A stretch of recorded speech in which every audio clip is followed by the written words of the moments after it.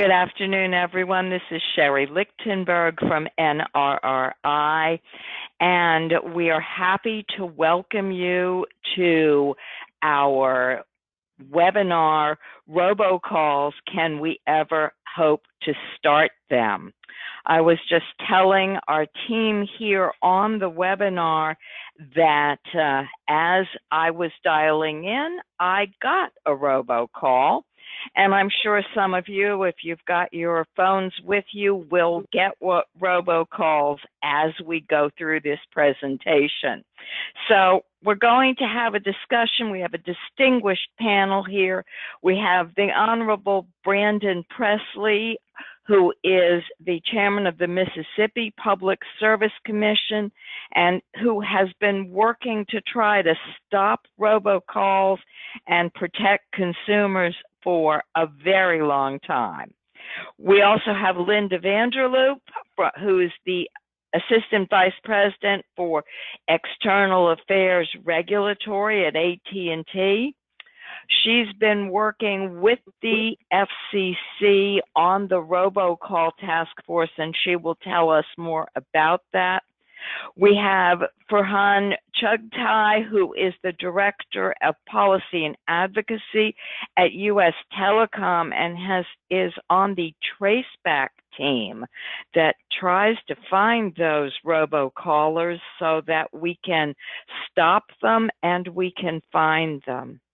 And finally, last but not least, is Bob McCausland, who's the Vice President of Regulatory and Government Affairs for West Telecom Services. West has been doing a lot of work with Shaken and Stirred. So welcome, everyone. Commissioner Presley, do you want to start with a few words?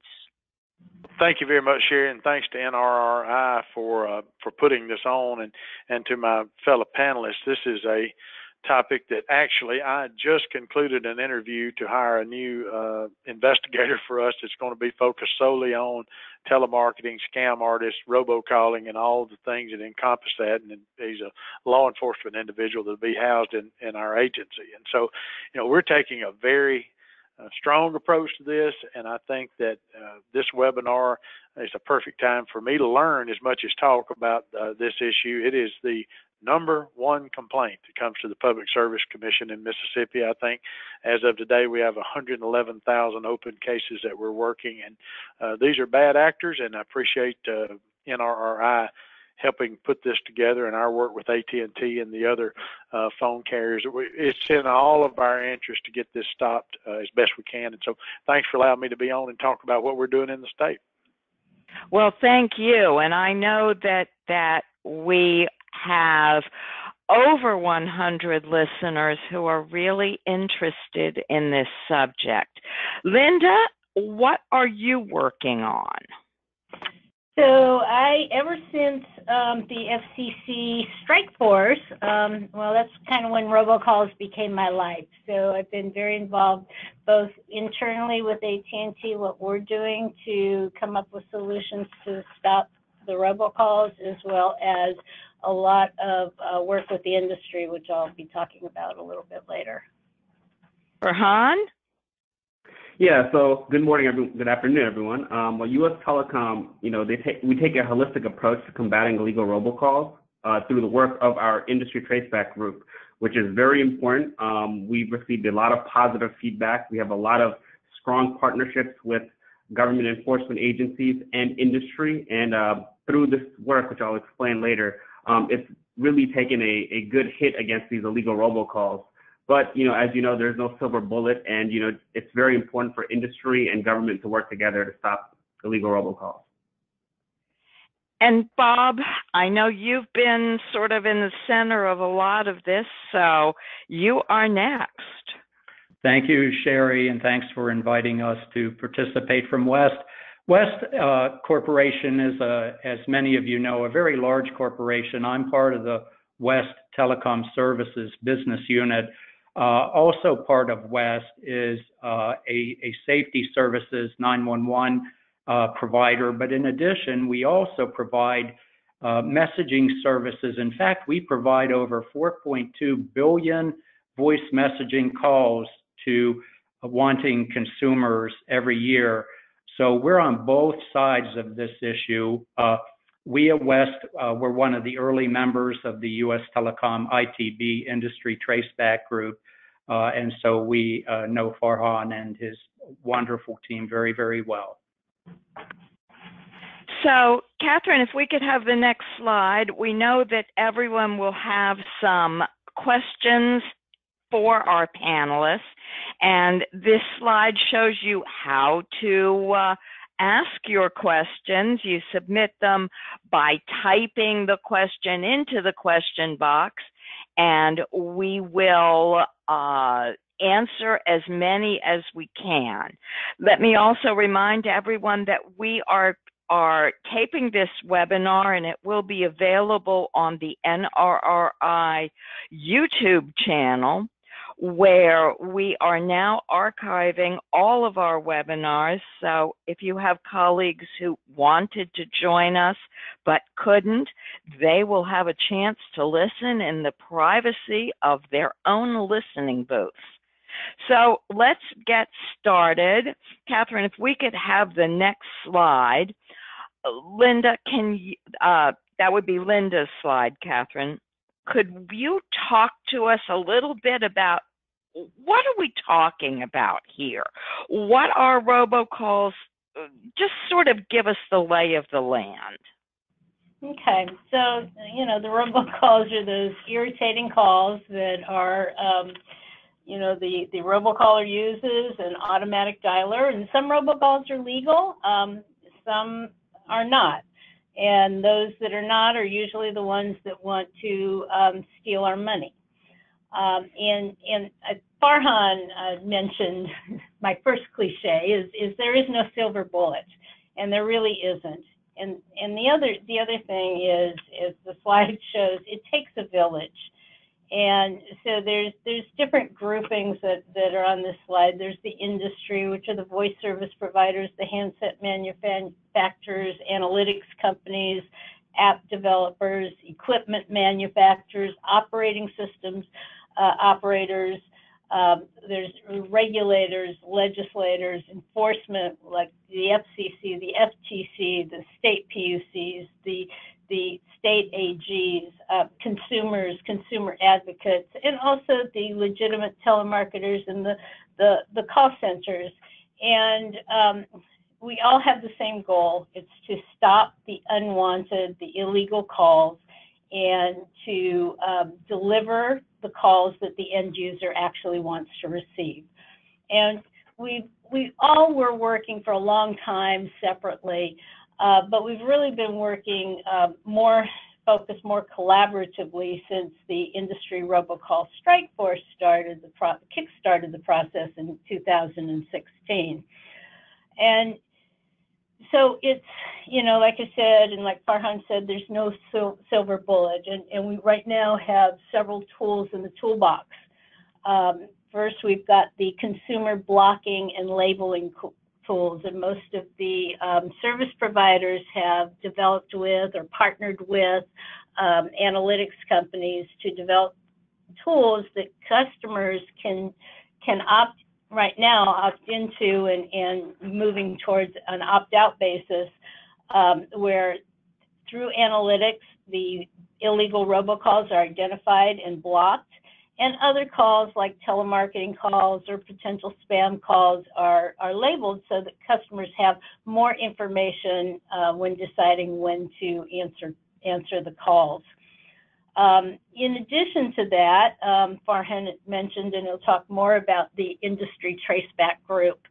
And we can block the calls, and we do block the calls, but the industry traceback group will work together to identify the illegal robocalls and trace them back to the source. And once we trace them back to the source, then we work with enforcement. We have processes for providing information to enforcement, and so that we can take action against the robocallers. We also, some of us are also, in addition to the consumer tools, which through analytics block. We also monitor our networks, and when we identify within our network some illegal robocalling campaigns, we have a process to make sure that it really is a illegal robocalling, not just some auto dialer that's defective, that's being, run by a legitimate telemarketer. We don't want to block any any legitimate calls. And so once we've satisfied ourselves that these are truly illegal calls, then we'll block them in the network to the extent that the rules allow us to do that.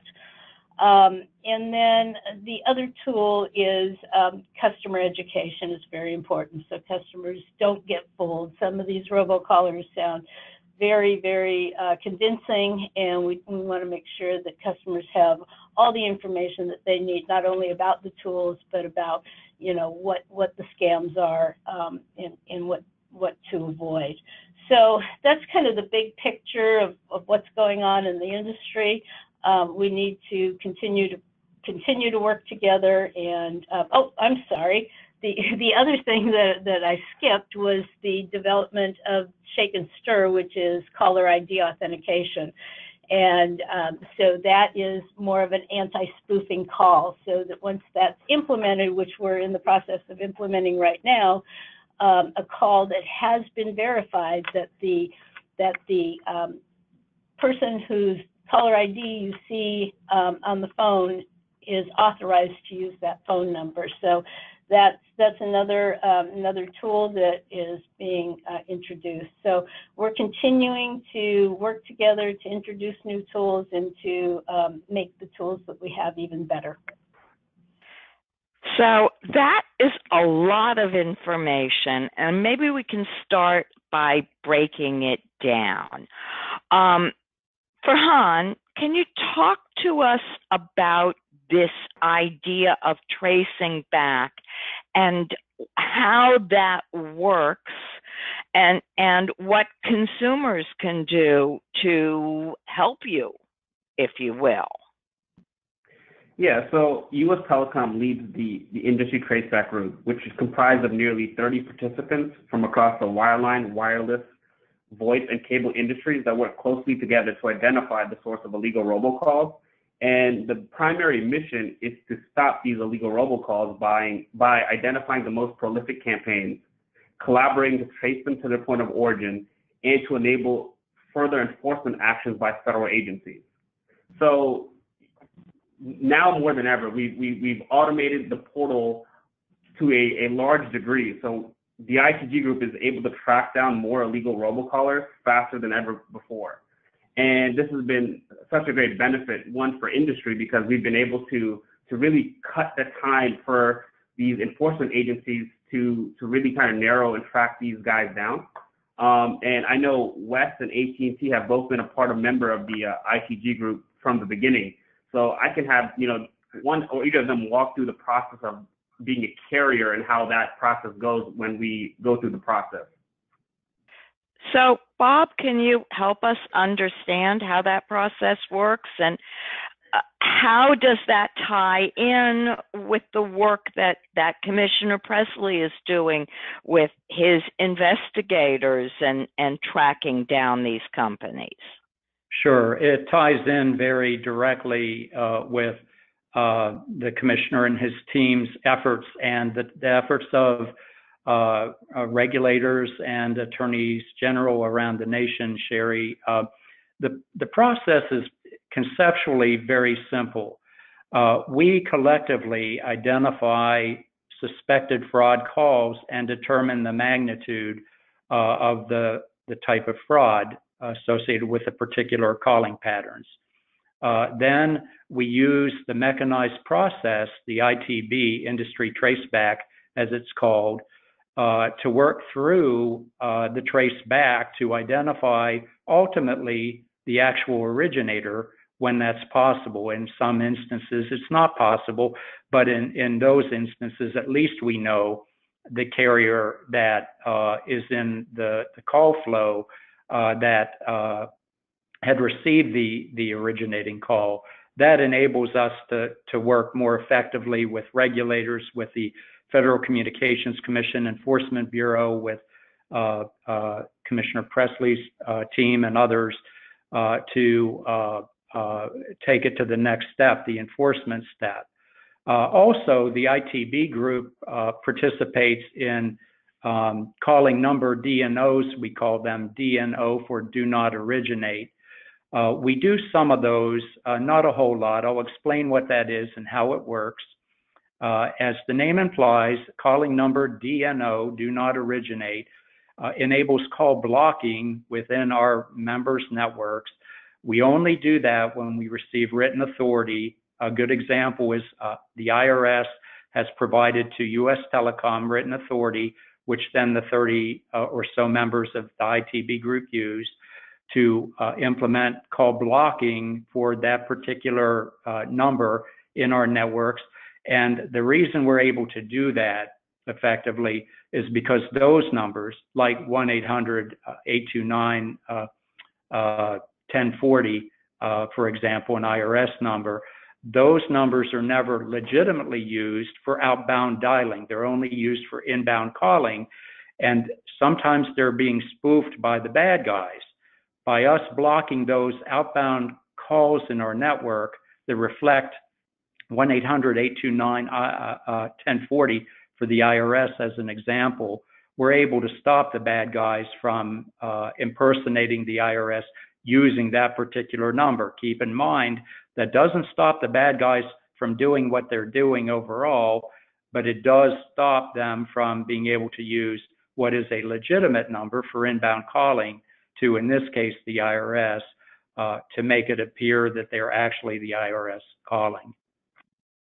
So let me ask you to slow down a little bit, because I think we've used a lot of words here that I get confused with, and I'm sure some of our listeners do as well. When you talk about this IRS number, this is the IRS scam where you get a phone call that says the IRS is going to come after you and the police will be knocking on your door soon, unless you buy some gift cards and send them immediately to this number. And so those shouldn't come in at all. That's been blocked by the various carriers.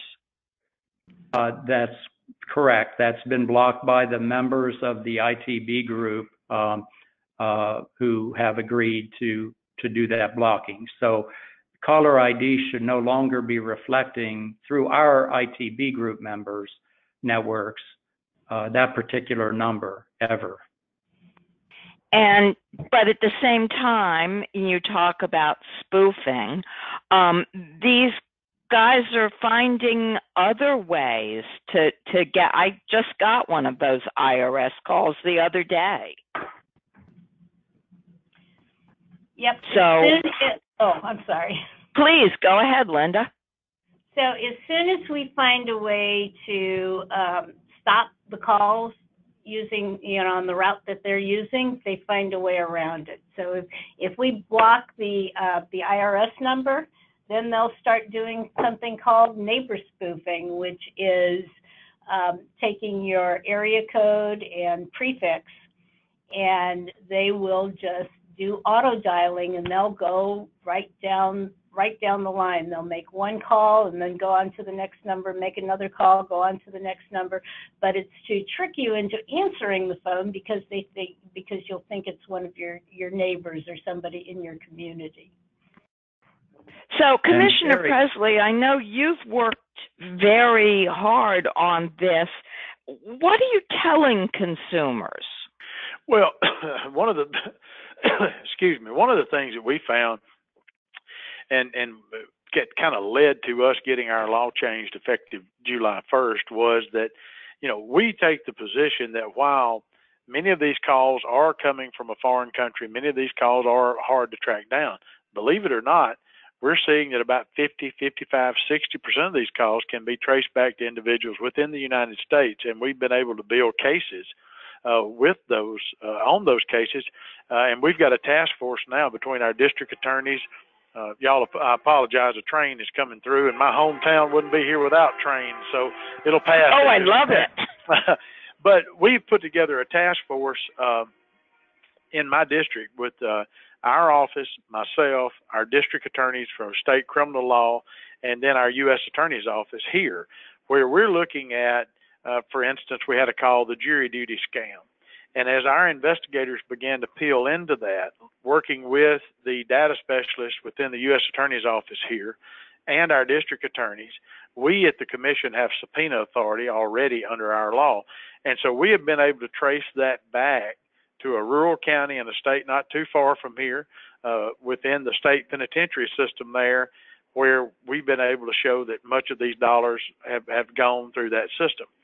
By putting that task force together, we're pooling our resources and really going into it with eyes wide open that many of these may be outside the United States. But we're going to investigate each one of them because our people are being stolen from. So it's moved from just, yes, the robocalls are an annoyance.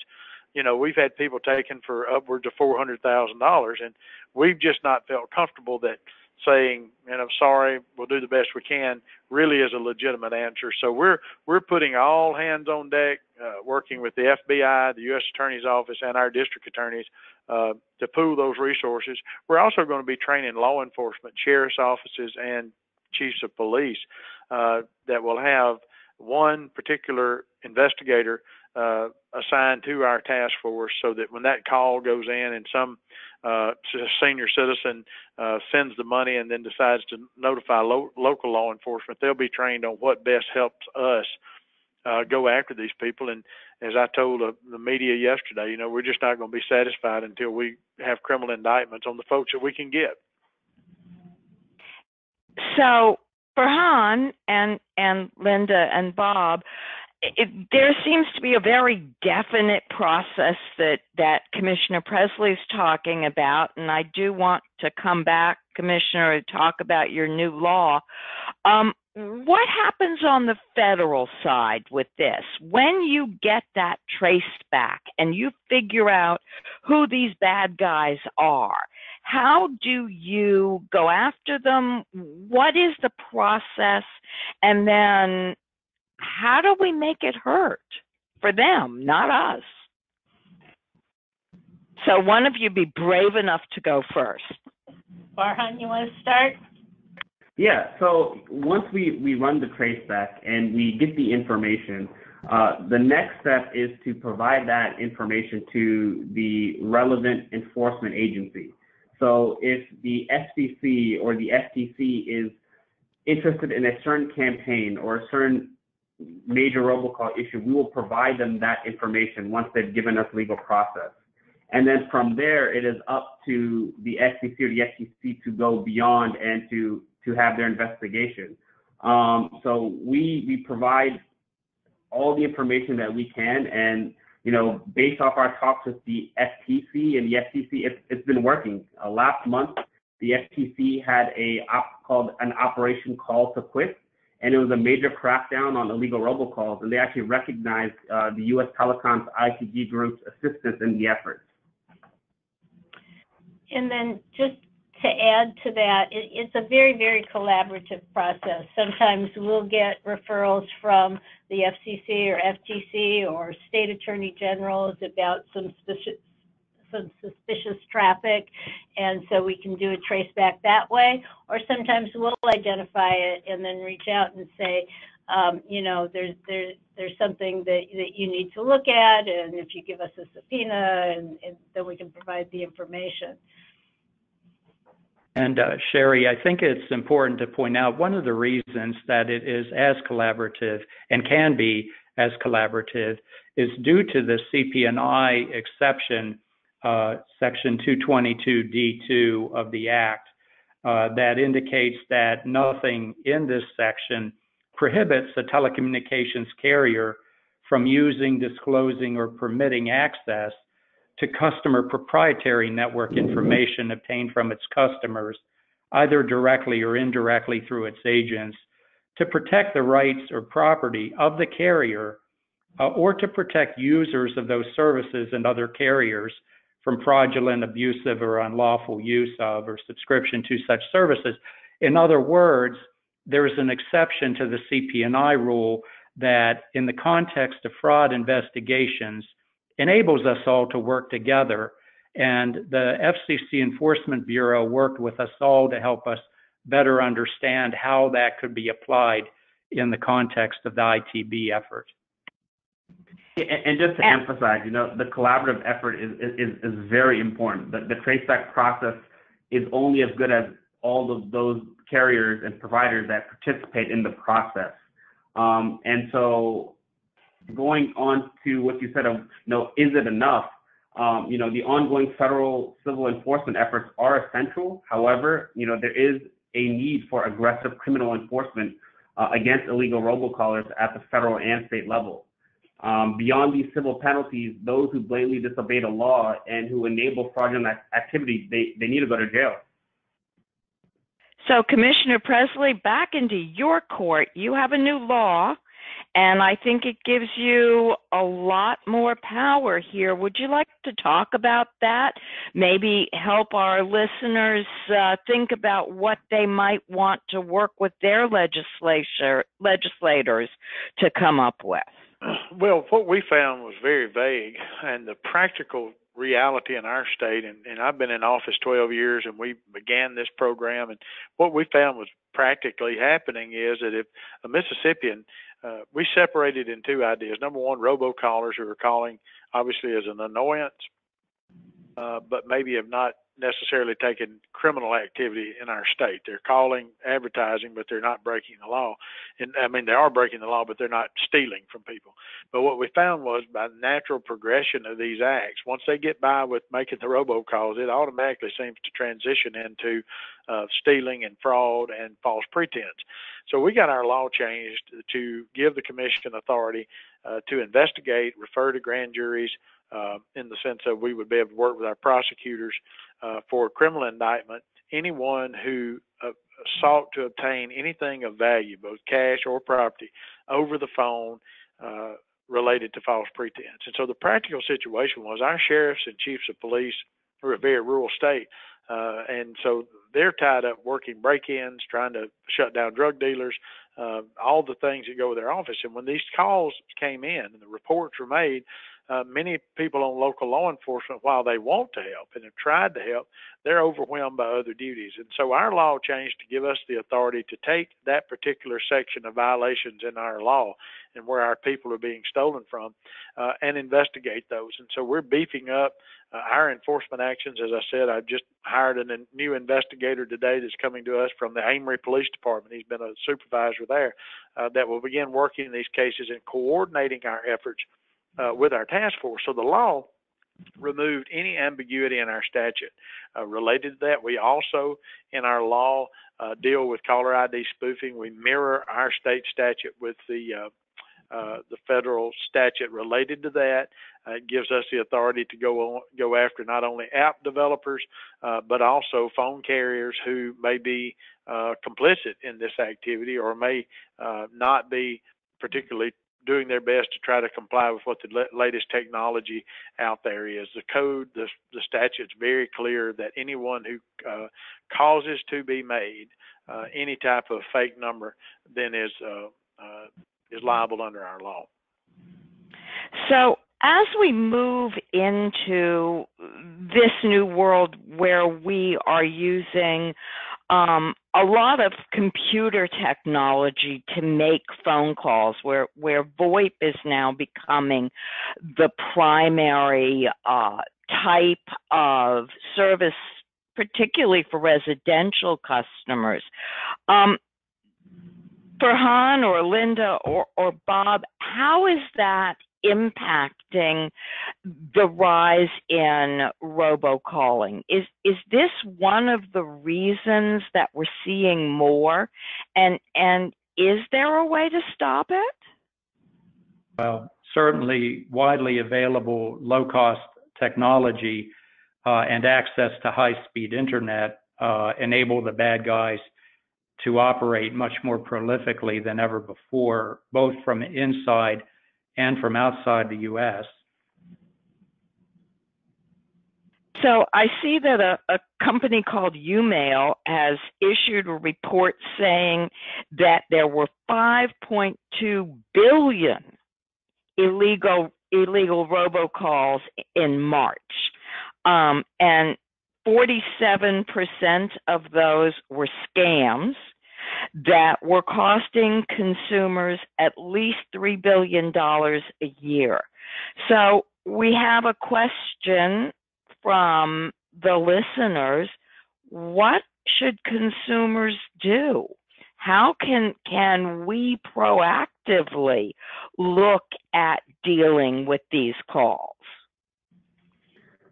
Well, for USTelecom, our members all offer a variety of tools and services that empower consumers to kind of mitigate robocalls. From a high level, AT&T has Call Protect that automatically blocks suspected fraudulent calls. Verizon has spam alerts that provides its wireline customers enhanced warnings about calls that meet Verizon's spam criteria, and it kind of shows the term spam before the caller's name. And then other members that we have, including CenturyLink, Windstream, Frontier, and Consolidated, they all deploy a variety of additional tools across their TDM and their IP networks that include anonymous call rejection services that block callers who intentionally mask their phone numbers. And again, there are also a numerous number of third-party scoring and labeling analytic tools that consumers can download.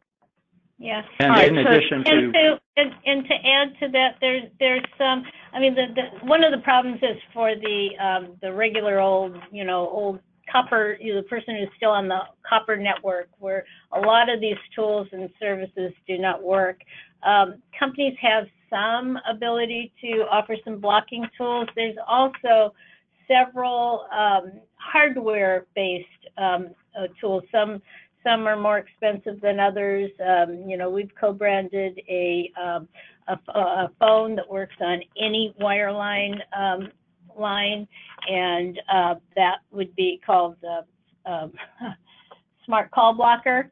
And that allows customers to block any number or send any number that's not in their address book to voicemail.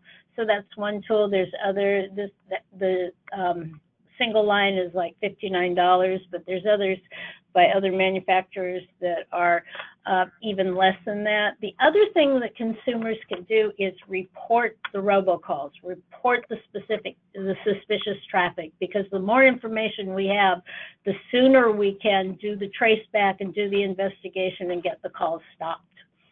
So I think that's a really important point. So when I look at this robocall that I just got, who am I supposed to report it to, and how do I do that? So you can report it to your provider. I'm not sure if I can tell you how ours works, but I can't tell you how your provider's works. A lot of times there's just a button to report the call. You can also report it to the FCC or the FTC. They also collect that information, lists of the illegal robocalls to look into. Now, actually, I'm sitting here reporting this robocall, and it is, and my provider is offering me the ability to buy more service to stop this. I know we've had a recent FCC order about robocalling, and one of the questions about that order was whether or not carriers are going to offer the service for free. So do we know in the Traceback group or in this ITB group how many companies are offering free blocking? I mean, should I have, people are asking, how do I get this for free as opposed to having to buy a new phone or pay for an enhanced service? I don't have the list in front of me, but I do know a large number of our members, they do offer, certain free options in, call blocking. A lot of them, they differ from provider to provider, but some, do offer some options of free blocking services. And I can give an example from AT&T. We offer a service called Call Protect, and the Call Protect is it will block fraud calls and label other calls, and that is a free service. We do offer a premium service that has other enhanced features, but the basic call blocking and labeling is at no charge, and we have been offering that on an opt-in basis, but based on the recent declaratory ruling by the FCC, we have started rolling it out on an opt-out basis with customer notification, of course, that we're adding the feature to their service at no charge. And so I think that is an important point or an important question. You're offering that, as I read some of the information on it, consumers who are getting new lines, and I take it this is primarily for mobile phones? It's for IP phones. We offer the same service on our wireline IP, our UVerse network as well. And so customers who already have service do we think you'll be reaching out to offer them this kind of help? Yeah. Right now, we started, anybody can get it on an opt-in basis today. And we started on any new wireless customers, we're providing it on an opt-out basis. But anybody can get it today on an opt-in basis. Call us up and say, we want you to add it, or just go online and add it. And so I assume that consumers can go to their carriers and can ask about the tools that are available and then opt into using those tools. Correct. So let me ask a question about the Traceback group.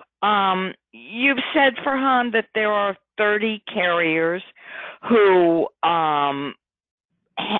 participate in the Traceback group.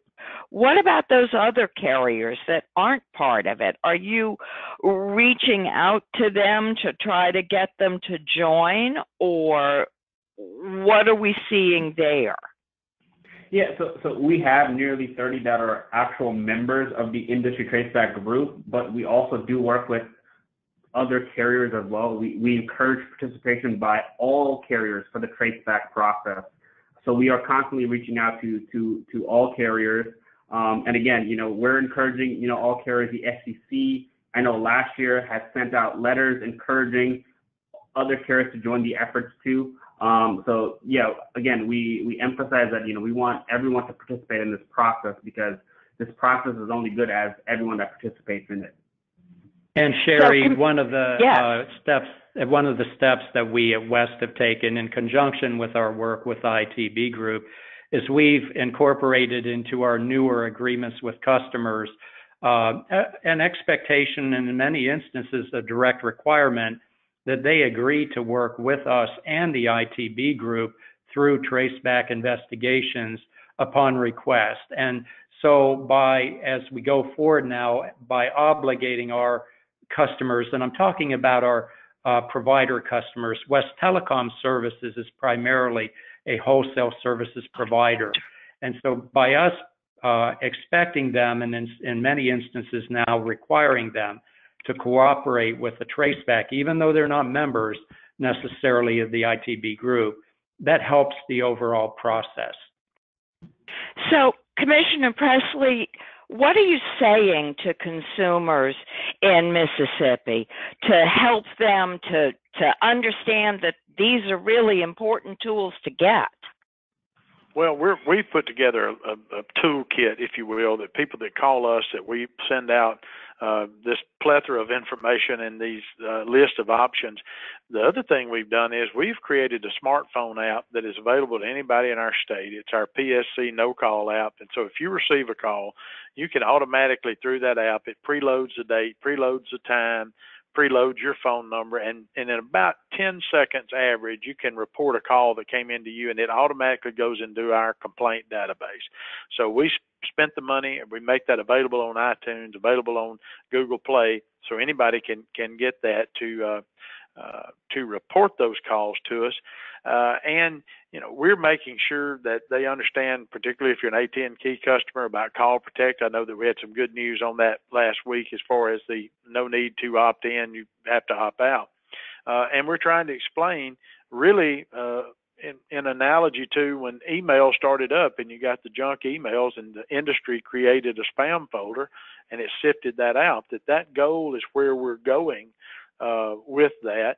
And we try to educate customers on the tools, again, that are available to them, both reporting, preventative tools, and really try to get that education out there to people. Unfortunately, I will see somebody will tag me on Facebook that they are getting these calls and they're, upset about it. And I say, have you reported them? Well, they hadn't taken time to report them. So we've tried to take proactive steps to make that as easy as possible for that consumer to report that call. And believe it or not, folks are using that app at warp speed. So, Commissioner Presley, let me anticipate questions that I'm sure we're going to get from the listeners. Is there a way that we can help other states to look at this app and maybe implement it? We're more than happy to as long as we're not violating any confidentiality with the app developer, we're more than happy to. Anyone that would like to come, we're glad to spend time with them, let them know kind of how we did this. Our vendor, I'm sure, would be happy to explain it. We spent about $40,000 of commission money to put this out there. It also enables us, for those who have opted in to our service, we can send out a blast alert through that app that, these type of calls are coming in, beware. We're hearing, for instance, jury duty scams or Social Security scams, and we're making those available, and we can push that data out to everyone who has obviously agreed to receive the text, receive the alert, the notification. And so it's really enabling us to put the power of reporting that on every mobile device in our state, and we're finding that very helpful. It obviously cuts down on time of our office personnel taking that complaint over the phone or doing what, as an elected official, I hate to do, and that is telling our constituents to, they've got to go through another hoop or call somebody else. We want to be the one-stop shop for that, and it's enabling us to have a lot more interaction with our citizens. Well, I think that sounds fabulous. I know we have a number of commissioners on the line with us today, and I bet you they'll be cornering you at NARUC next week because this does sound like a really important app. Well, it got started. I was actually painting my house last summer, and in the middle of painting the house, being up on the ladder, I get a telemarketing call, and I just hang up. And I thought, if this is happening to me, and I'm the commissioner, and I don't even report it, how many other Mississippians are not going to take time to write the number down, go to the website, file a complaint, or file a paper complaint, get a stamp, get it to the post office? We wanted to put these tools at the hands of every customer and make it as seamless as possible and as fast as possible to get us that info. Well, I'm also assuming, Linda and Farhan and Bob, that maybe there's a way we can loop this all together to create an app that all consumers can use. One of the questions that I've had is, when we have these penalties, are they strong enough to actually stop some of this? Clearly, we're seeing that in Mississippi. Linda, are we seeing that with the FCC penalties? How is that working? Well, sometimes just contacting the robocaller and saying you're under investigation is enough to slow it down, but it doesn't mean they're not going to, set up somewhere else. You know, we would like to see not just civil penalties, but also put people in jail, as Farhan mentioned before. Yeah, and you know, the civil forfeitures are great, but if these are, you know, criminal, you know, fraudulent, you know, bad actors, they're not going to pay those penalties. Amen. So, you know, if it's a, you know, a carrier that you know, just, you know, made a mistake, you know, they'll pay those penalties, but, you know, these bad actors, they're not going to pay those. So again, to just reinforce what Linda said, like, you know, the civil penalties are great. You know, it does act as a deterrent to some, you know, actors, but it's very essential for more aggressive criminal enforcement, you know, not just from the FCC, but the FTC and, you know, state attorney generals to actually go after, you know, these individual peoples. And, you know, once a case goes through and, you know, that's on the news and through the media, that's going to be a big deterrent of like, hey, you know, if you commit these fraudulent scams and acts, you can go to jail, and you are, and people are. And I think the more we see that, the more deterrence we'll have. And we are starting, I mean, people are really serious. I mean, all the enforcement agencies are really serious, and more, I think they're just, some of them are just discovering us as a resource, and we're discovering them as a partner, and we're starting to work more and more together. And all the different enforcement agencies are starting to, or have, not starting, I mean, they have started working together more and more. And I think as that accelerates, we're going to start seeing a lot more announcements about raids and going after some of these call centers. And we've seen FCC outreach also internationally. India is a good example where several call centers have seen enforcement action in India, I think to a large part due to the FCC Enforcement Bureau efforts. And again, USTelecom and our members, we have strong relationships with the FCC, the FTC, the IRS, the SSA, and a number of state AG offices. We're constantly coordinating and collaborating with them. And, you know, again, what Linda was saying, more than ever, you know, everybody's very involved in wanting to stop, you know, these illegal calls. So again, this is a combination effort between industry and government, and, you know, we're seeing a lot of movement in that. So let me ask one of the questions that's come in from the listeners. We see calls coming across our phones. We pretty much all have caller ID now. How can a consumer know that the calling party is authorized to use that number? Are there tools that I can use today to look at my caller ID and say, nope, I shouldn't answer that call?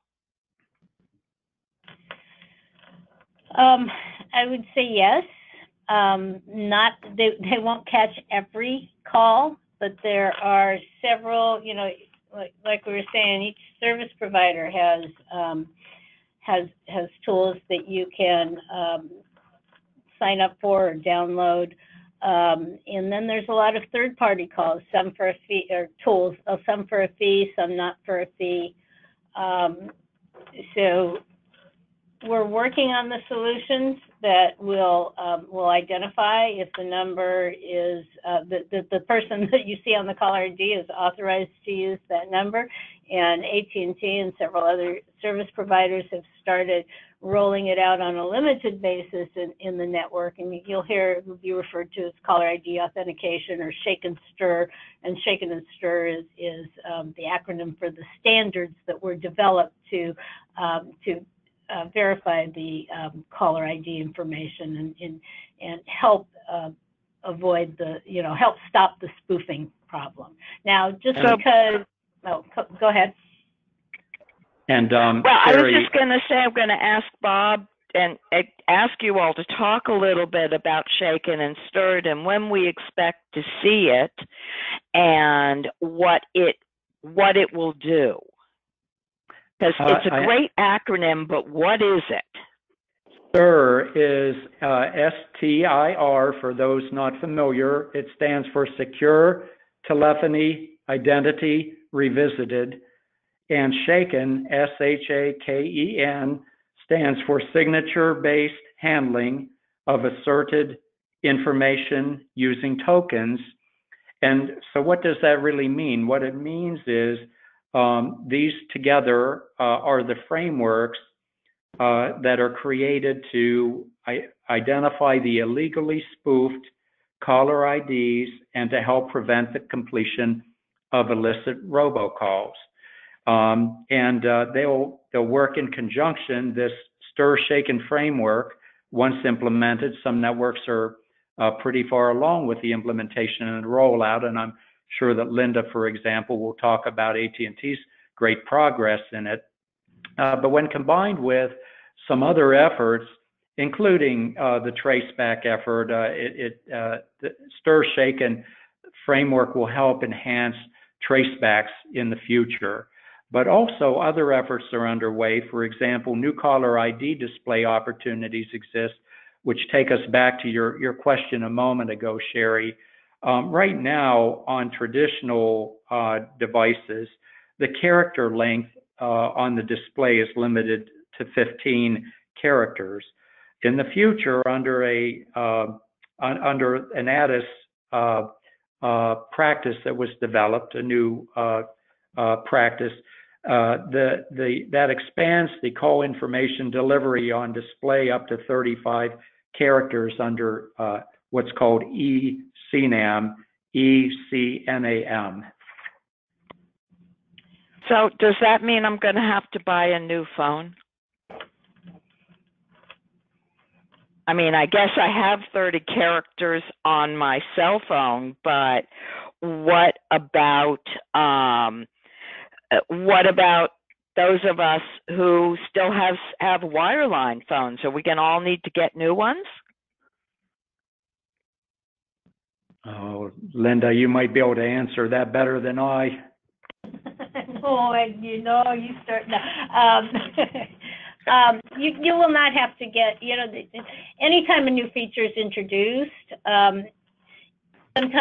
sometimes you'll have to get a new device to take full advantage of the feature, but definitely you won't have to get a new phone because the feature was introduced. But if I really want to take advantage of it.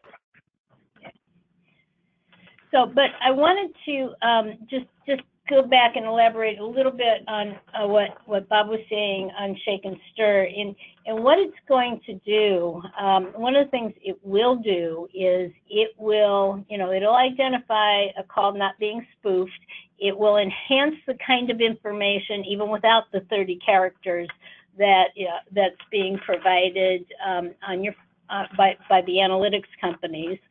So it's also going to help give you information about whether that neighbor spoofing call is really your neighbor or not. And so that's going to help there. The other thing it's going to do is going to identify the originating carrier.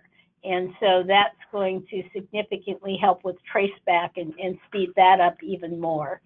And then the thing that it won't do that I really want people to understand is that it will not tell you whether necessarily, unless combined with the analytics, if the caller is somebody trying to steal your money. So a robocaller can use a non-spoofed line, so they can get access to a phone number and actually make the calls. And we're seeing that trend increase more and more. They're starting to actually do that. Not spoofed, make a call without spoofing, but still offering the pitch or making the threat that they're the IRS. So even when we implement the caller ID authentication and all these other tools, we still have more work to do. Yeah, and just to reinforce, again, what Linda said, Shake and Stir is not going to block, illegal robocalls, but, what it will do is it will identify the originator, and that's important because the deployment of the SHAKEN standard will vastly expedite the traceback efforts, which means that, the industry traceback group will be able to more quickly identify the source of illegal calls and then that turns into us handing information over to federal enforcers quicker. So it does assist in that process in mitigating these illegal robocalls. So what is the timeline for Shaken Stirred? Is this something that is going to happen soon, or is it network dependent? Tell us more about it.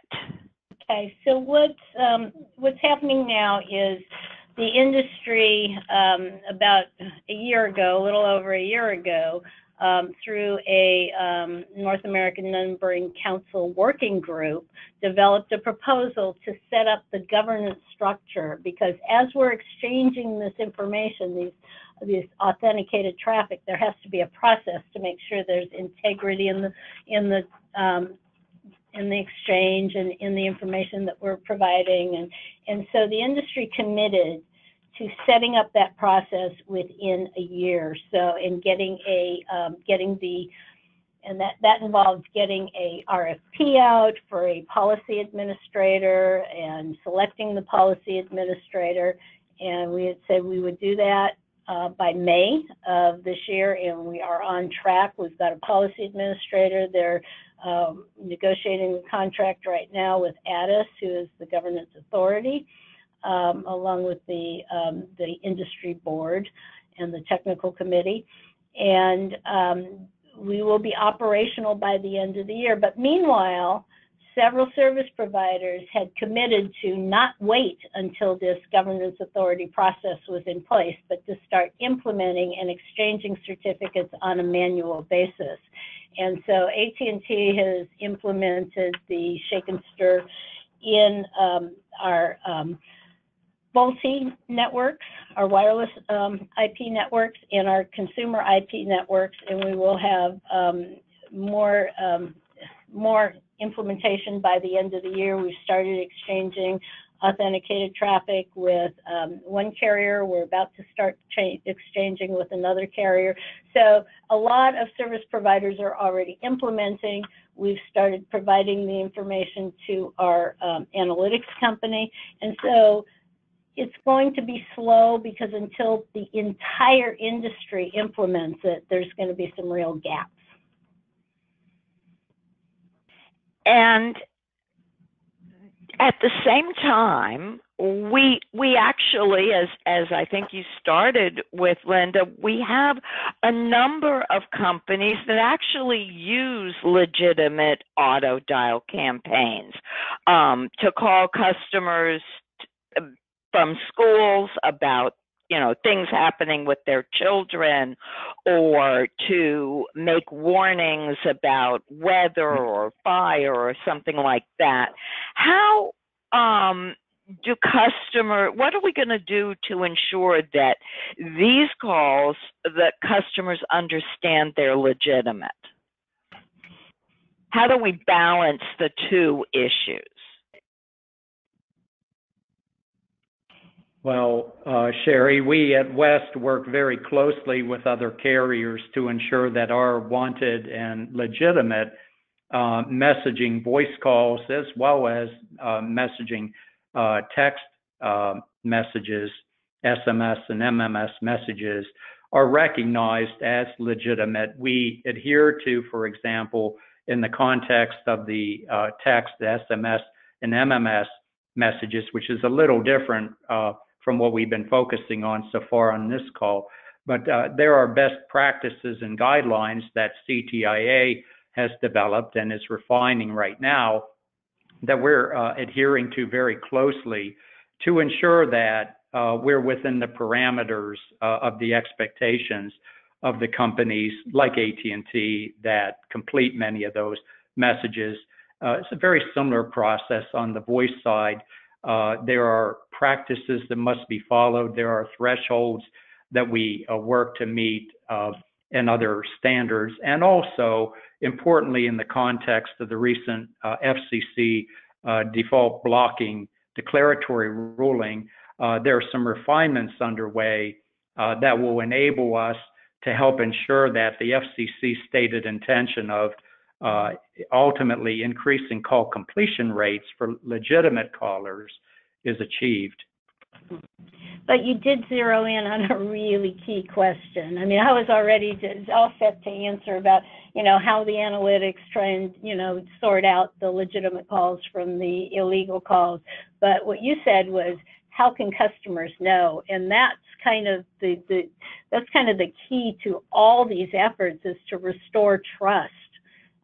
Because I know there's a lot of legitimate calls I'll get, sometimes I answer them, and I answer them hesitantly, and they are a legitimate call, but I'm ready to, my expectation is that it's not. And so that's why we're doing all this, so that we can restore trust into the whole ecosystem. But one of the... I'm sorry, go ahead. No, go ahead with your question. Well, I was going to say, Commissioner Presley, what are you telling your constituents about this? And how are you helping them to understand how to deal with all of these new things?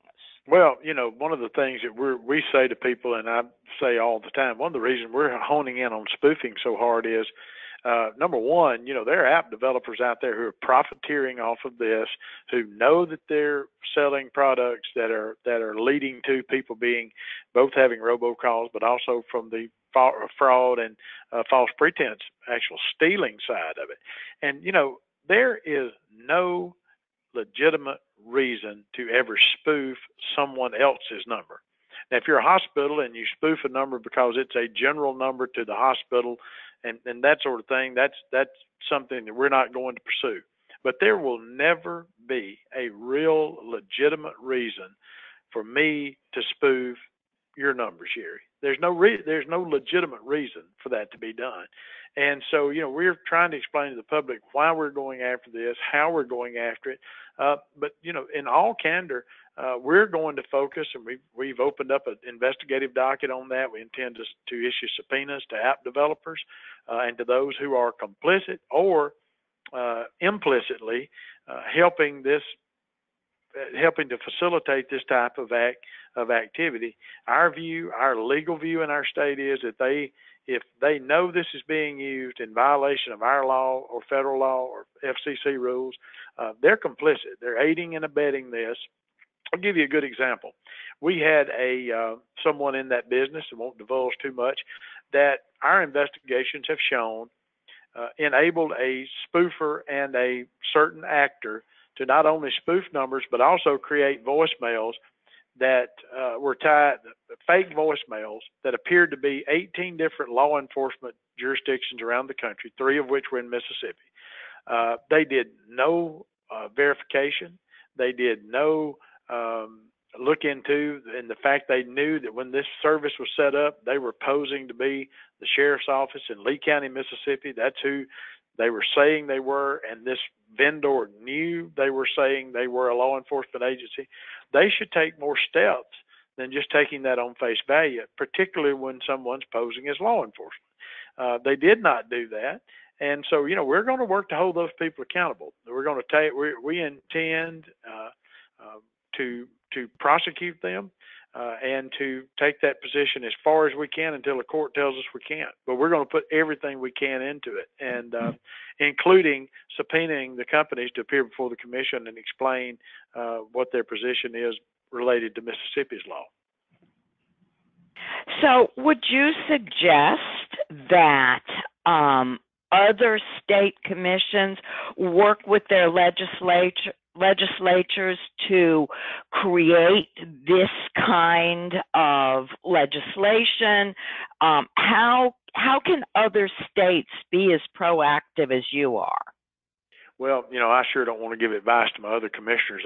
They do their own thing, and laws vary as to states that have a state-specific do not call program like we do. I know Louisiana has that, South Dakota has that. But we, from our standpoint in Mississippi, we know with factual evidence that our people are being stolen from, and that the robocalls, many of them have progressively moved to nothing but all-out stealing. from our people. And, we're going to use every tool at our disposal. We're going to proceed until apprehended in trying to apprehend these people. We're going to continue to take what authority we have in the law and go after it. And, each issue varies from state to state.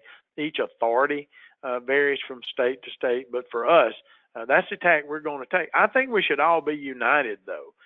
And we met with Arkansas. The Arkansas Attorney General's office has been great to work with us on this, and have really taken an aggressive stance in Arkansas, where their law says that if the carrier certifies to the Public Service Commission of Arkansas that they are meeting industry standards, doing all they can, shake and stir and the like, then that carrier is immune to prosecution by the Attorney General for consumer protection claims.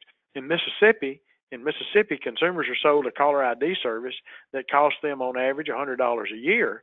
And we want to know that the companies are doing all they can to make sure that they're selling a true product. And so, as an elected commissioner, I feel like, and working with our Attorney General's office, I feel like that, we've got to have the carriers do all they can. Some are doing more than others.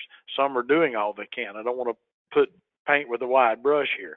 But that's got to be an integral part of it, because, that is where the rubber is going to meet the road. So back to your original question, I think that's left up state by state. We're more than happy to talk with any commission in the country to spend time, walk them through our processes, and look at smartphone apps and those sort of things to try to do our best to help them do what we're doing. So that does sound like a way to start moving forward. Let me go back to some questions that we've received from our listeners, and this is a very interesting one. Farhan, I think it's for you. How are the manufacturers, Apple and those who make Android mobile phones, how are they working to fight robocalls and spam and spoofing? Are they involved with the ITP group? Do they have any role in the implementation of shaken and stirred? Yeah, so I can't speak on their behalf because we don't represent them, but they are not involved in the ITG group. From my just personal knowledge, they can and are implementing within their own devices. And, some analytic companies, they can't pre-install certain of their apps on an Apple device because of, Apple's own policies. But I do know they are doing their own part. It's just separate from what we're doing. So consumers, I guess, really just need to look at all the information that their carriers provide and need to really understand how to implement the tools and need to focus on reporting. Is that really the best way to think about this? Is it 50-50 between the two groups, or where is the greatest need? Yeah, like I said, I think it's a combination effort. I think a lot of these, voice service providers, they are providing a number of tools that can help consumers. And the way consumers can help is by, again, when they do get these calls, they do report them. And when they do report them to either their service provider or the FTC or the FCC, that in turn can come, our way into the traceback process. And then that's what we can do. But like I said, I think, there are a number of tools out there that each carrier and each service provider provides, which I think, and it's only getting better with carriers working with these analytics companies and finding more efficient ways of providing these solutions.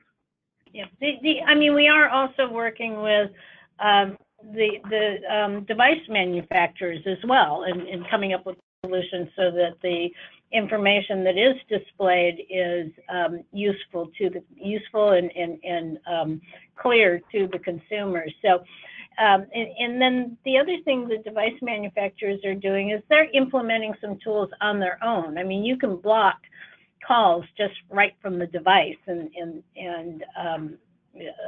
of certain phones. So that's another avenue. The other thing to mention is we're also partnering with the App Developers Association so that the information gets out to the app developers, and they are more than willing to help where they can. And Sherry, some of the capabilities to which Linda just alluded will work better in a stir-shaken environment where caller ID is being authenticated, where once the device manufacturers have enabled that ADIS practice, that 1000067, that expands the eCNAM to 35 characters and some symbolization, all of these together, stir-shaken, the equipment manufacturers' display expansion, the efforts of AT&T with its call blocking apps and that kind of thing, these together will have a greater impact than any one of these actions would have ever been able to have had on its own.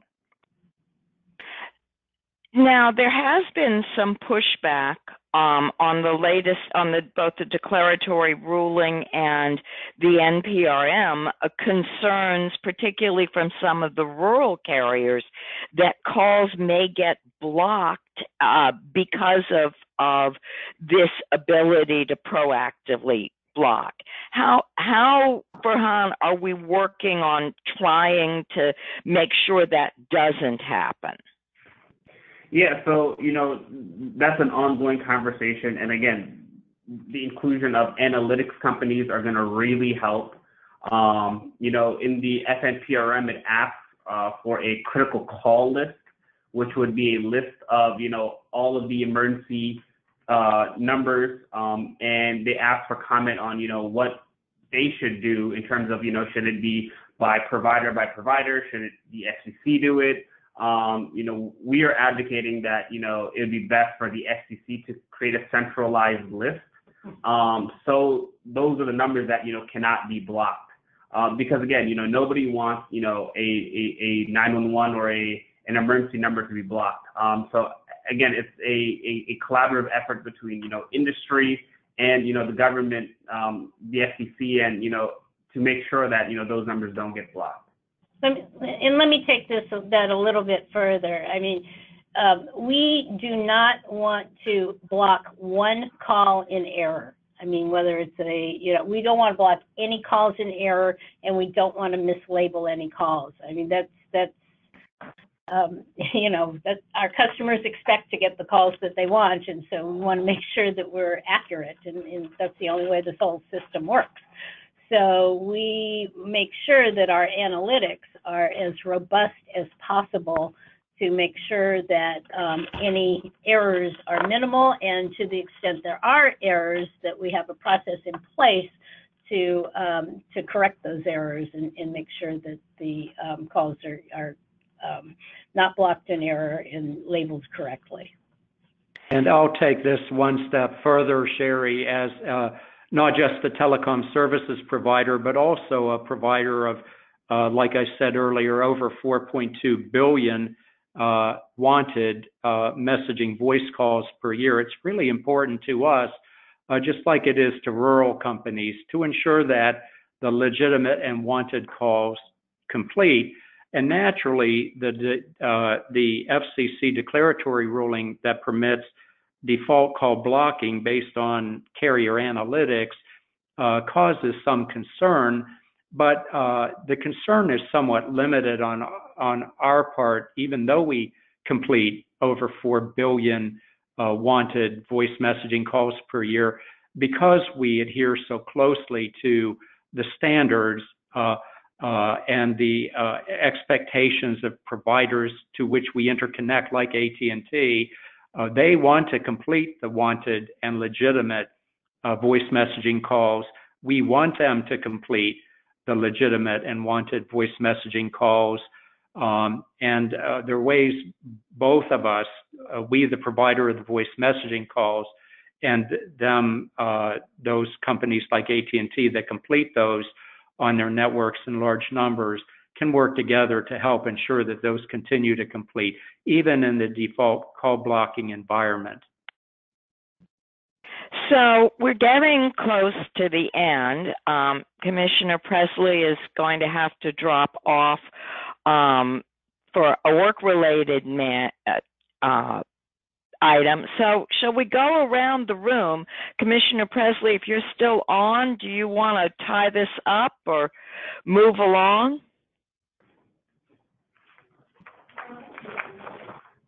I think he's dropped, so let's, Linda, what are your final thoughts on this?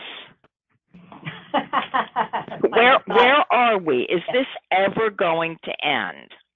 Yeah, you know, I was on a panel a few months ago, and one of the questions at the end of the panel was, in 5 years, are we going to be up here talking about the same thing? And my answer was no. In 5 years, we're going to be talking about the next thing that these bad guys found to get at customers. And so we're making progress. I think, you know, I think that we're going to see a lot more progress and a lot more security in the telephone network.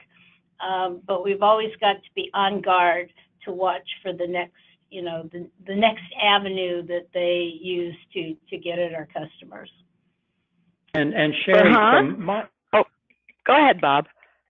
Related to that, from my perspective, having been in the industry since the 1970s, I'm a little bit embarrassed and ashamed that we in the industry haven't done better at preventing some of the kinds of fraud. And I think that we need to look prospectively at some of the ways that fraudsters think and try to predict some of those next steps to which Linda was alluding, and try to do better at preventing.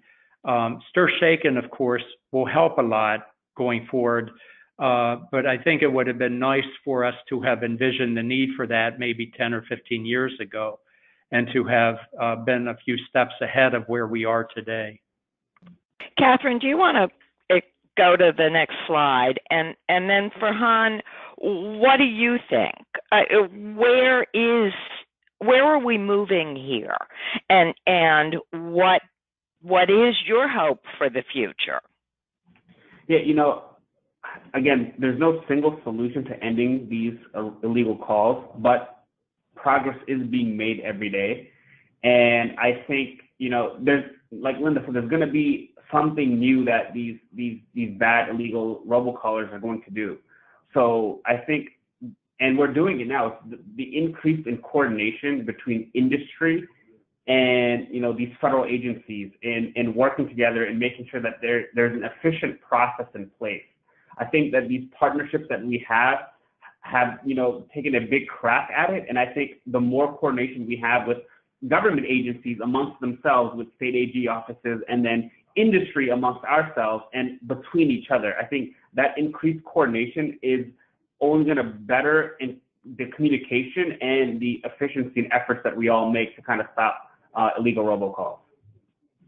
So let me tie this up by asking you all one more question. I am a consumer. We are all consumers. We all get these calls, and you know, these calls come in to business as well. What should I do as a consumer to protect myself? And so, Linda, let me start with you, because I know you've looked at this. What shall we, as state regulators and as providers, what should we tell our customers? Not to give out any information from somebody, you know, somebody you don't trust, that you don't know. You know, maybe even not answer the call if it's from somebody that you're not, a number that you're not familiar with. use the tools that are available to help detect the fraud and the robocalls, and just always be on guard. Bob, Farhan, anything else? One of the pleas that I offer to people who call me in my role at West, consumers or businesses sometimes call and believe that our network originated fraudster type calls onto their phones. I ask them to document very carefully and to provide to me or to the FCC or to the Federal Trade Commission certain information about the calls. I ask them to write down what the caller ID said, even though we understand that in many of those instances the caller ID is spoofed. I need to know the date and the time, including the time zone, the called number, of course, the approximate duration of the call can be helpful sometimes in the investigation. Also, a little bit of context to the extent possible. Was it an IRS type of fraud? Was it a threatened kidnapping situation or anything like that? Any other relevant type information, not volumes, but just some examples that we can use to more effectively investigate either within our own networks or through ITB. Okay, then. And I suppose the final word on that is if somebody asks you to go buy a gift card and send it to give them the number, you've got a spam call and you should be not doing that. And you should be immediately calling your enforcement agencies to talk about that. I really want to thank all of the panels. I hope we've answered enough of the questions that we received, and we look forward to continuing this discussion. And Linda, we can all start looking forward to what the next scam is going to be. Catherine, can we advance to the next slide and let me talk about our next webinar, which is going to be held in collaboration with the Consumers and the Public Interest NRRI Committee and with NSUCA, Disconnections and Delinquencies, how we will look at the way we can make sure that customers are not disconnected by their electric utilities or their gas utilities, and what the best practices are to reduce those disconnections. So we thank you all for joining. And again, NRRI's next webinar is Thursday, August 22nd. For those of you who are coming to the NARUC meetings on Saturday, Bob will have another panel to talk about robocalls and robocall problems. And as always, please send us your comments, your questions, and let us know how we're doing at NRRI. We want to serve you by providing the best services that we can. So let us know what you want the next telecom webinar and all the other webinars we do will be about. So thank you all.